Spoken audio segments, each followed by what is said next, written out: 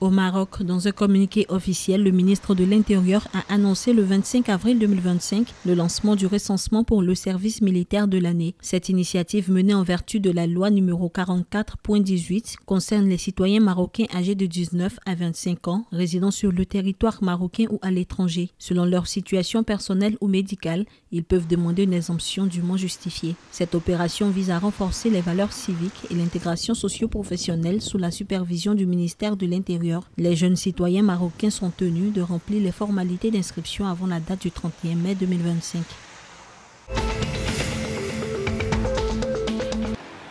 En Algérie, le dernier rapport du Fonds monétaire international, publié le 22 avril 2025, a salué les avancées économiques du pays d'Afrique du Nord et a révélé des perspectives encourageantes pour l'économie nationale. Le FMI a revu à la hausse ses prévisions de croissance pour le pays, estimant un taux de 3,5% en 2025 contre 3% précédemment. Le PIB devrait atteindre 268,89 milliards de dollars. Le taux d'inflation, après un pic de 9,3% en 2023, est prévu à 3,7% en 2025. Ces indicateurs positifs traduisent une robustesse économique accrue malgré la baisse des prix du pétrole et pourraient stimuler investissements et réformes.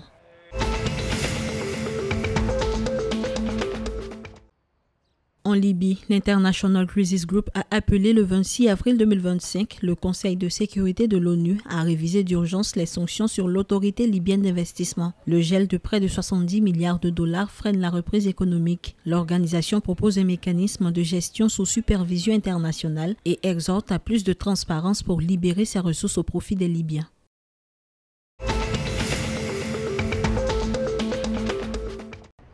En Tunisie, 149 migrants irréguliers guinéens ont quitté volontairement le pays le 24 avril 2025 depuis l'aéroport de Tunis-Carthage. Ce quatrième vol de retour volontaire de l'année s'inscrit dans un programme coordonné avec l'Organisation internationale pour les migrations pour garantir des rapatriements respectueux des droits humains. Depuis janvier 2025, plus de 1500 migrants ont ainsi regagné leur pays d'origine.